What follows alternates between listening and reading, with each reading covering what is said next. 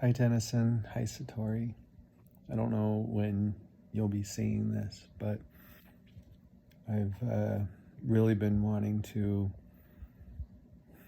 talk to you from my heart and leave you something that you can keep and rewatch and just hold close for the rest of your lives. But bottom line up front here, always live with love first. No matter what you do, make love your priority and never lose sight of that. And if you do that, everything is going to be fine. Now, I wanted to kind of start this whole thing. This is going to be a series of videos. But to begin with, I need to tell the story because you all are so young, you don't even know the story at this point in time. And I want to make sure that you get all of it because it's a hell of a story. So 4 years ago, in 2016, when Tennyson was only 3 years old, not even 3, 2.5 years old, and Satori wasn't born yet. She was 20 weeks along in mommy's belly. I was diagnosed with cancer. And the doctors told me that I didn't have very long to live. At the time, mommy and I, we were young, we didn't know anything, and we were really scared.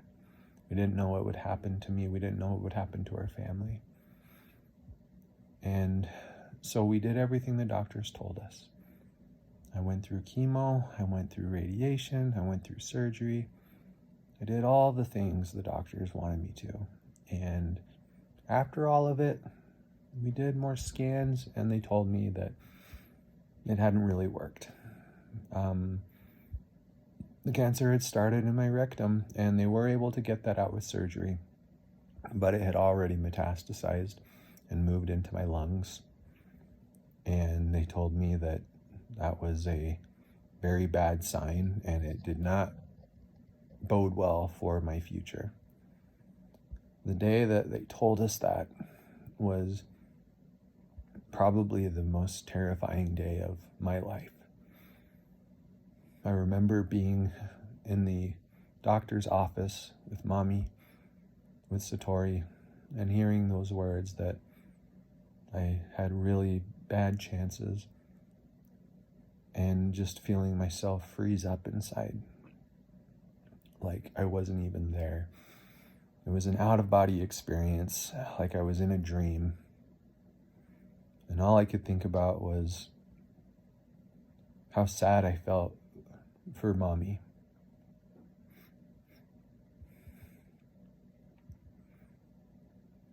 And I went into a pretty deep depression that day. It took me a week of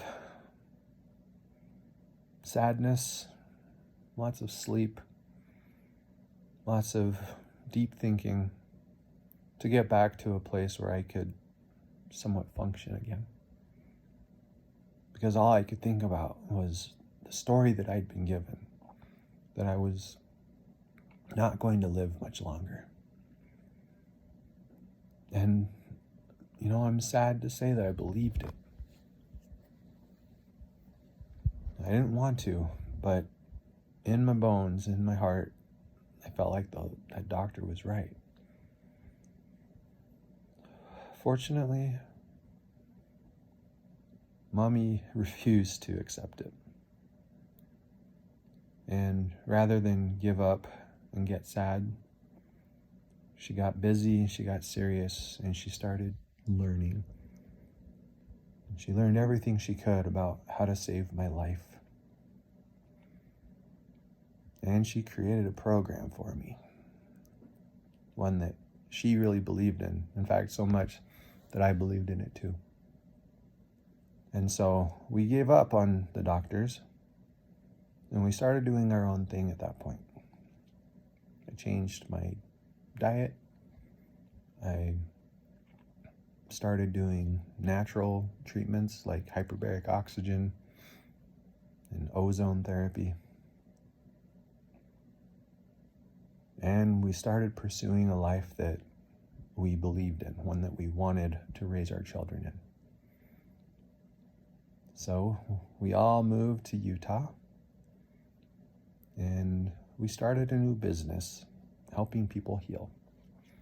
Mommy started sharing her story on Instagram, on the internet, and we just started living. And we did that for a year, and then I got tested again, and things looked really good. And it seemed like maybe we had beat this. I was really happy. I started moving on with my life, but in the back of my mind, I always feared that I wasn't done yet. Maybe I created it. Maybe I just knew that I wasn't done yet, but after another year or so, I started to have symptoms again. But it all started with fear. The first thing that I experienced was just really deep fear. And rather than looking at that fear and figuring it out and dealing with it, I started to run. I hid from it, or tried to hide from it. I tried to ignore it. Remember that book, What Do You Do With a Problem? That was me. I did everything I could to get away from it, and it didn't work. Nothing worked. What did happen was that I went into a really severe anxiety, a deep depression. I stopped functioning very well.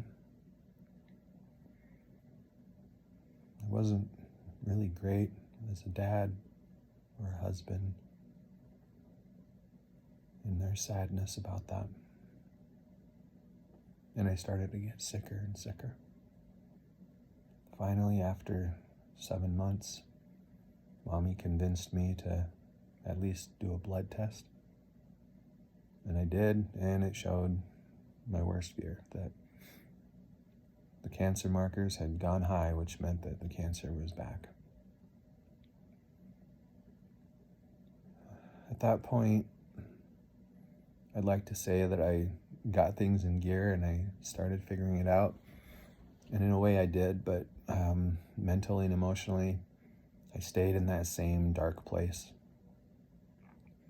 I continued to hide, to shut out reality, and to wallow in self-pity. And then I went to Hawaii on a retreat. I used meditation and plant medicine in hopes of healing myself. But I learned pretty quickly that I was not there to heal my cancer. I was there to learn how to heal my heart. And I got some really good answers about how to do that. Especially, I was told that I needed to learn from you, Tennyson and Satori, about how to live a life of childlike wonder and awe, to rediscover magic and become a creator of my reality. And so I came home from Hawaii, and I intended to do that. But the travel home from Hawaii was really hard on my body, and I didn't recover very well. And the symptoms I felt pulled me back into fear. And I went back into hiding and checking out and avoiding my reality again for another month.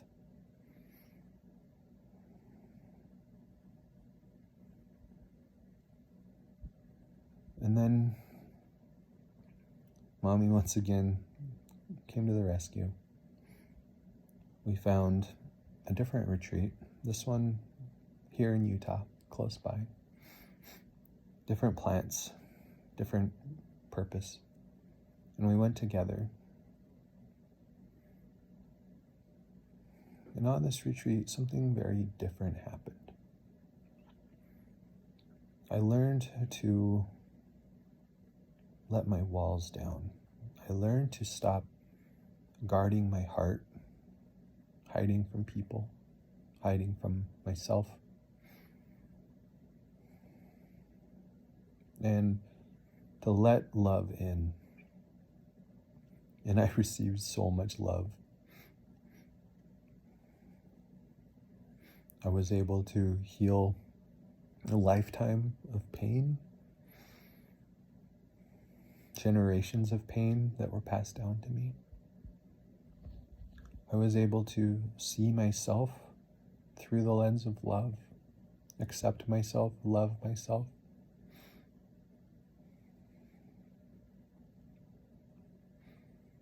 I was able to, maybe for the first time in my life, see the world the way that you two do, through the eyes of childlike wonder and awe. And it was the most beautiful, wonderful experience of my life. And one that I am so happy to be able to share with you.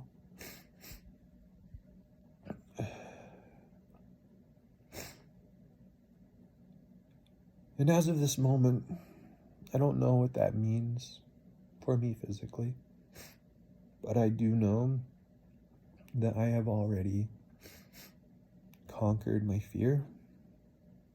I have already moved out of the anxiety, out of the self-pity.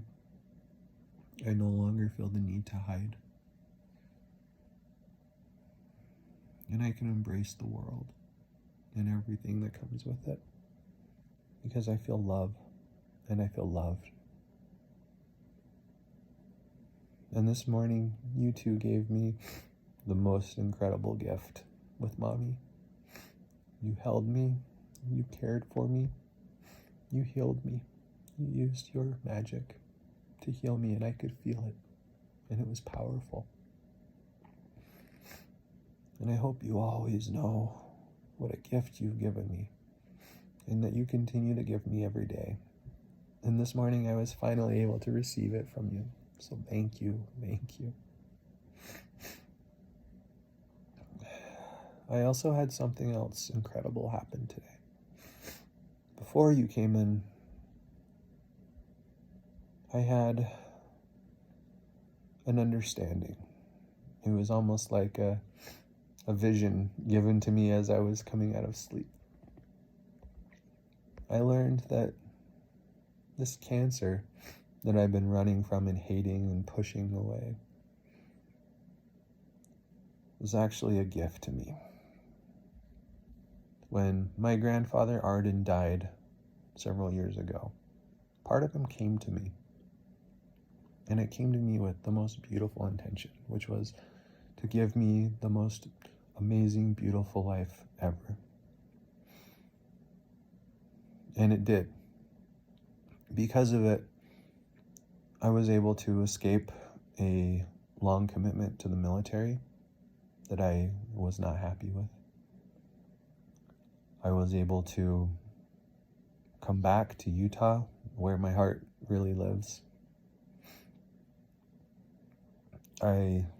We moved into this amazing house where we now live, a house that we never would have believed was in reach for us until this happened.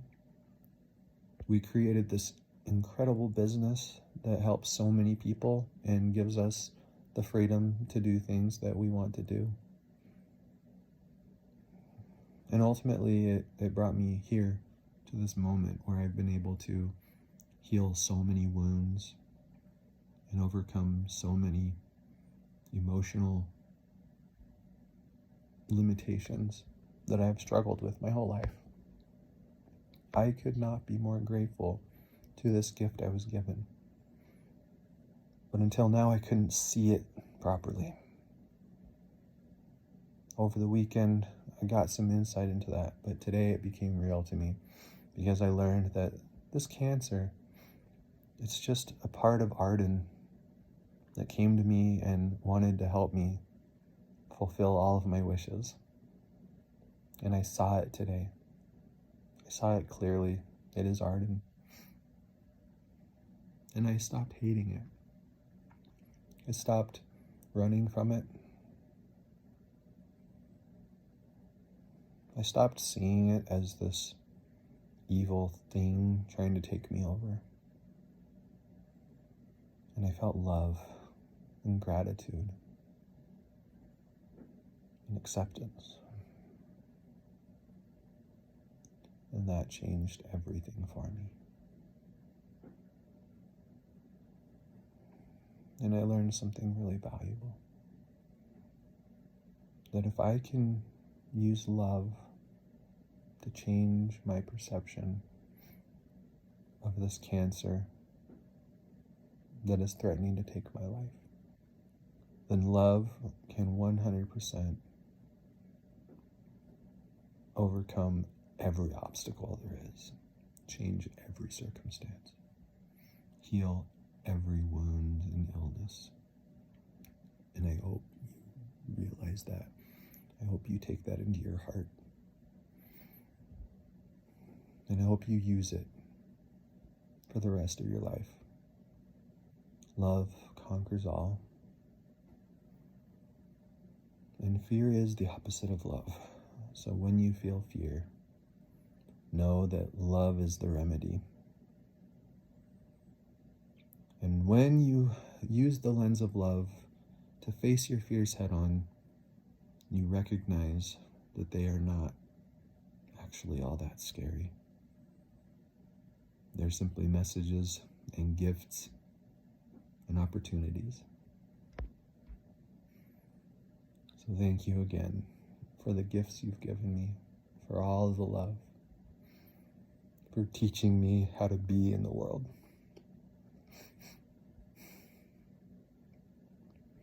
Thank you for taking care of me and Mommy, and for bringing us joy and childlike wonder and awe. I can't wait to talk to you again soon. I love you. Bye for now.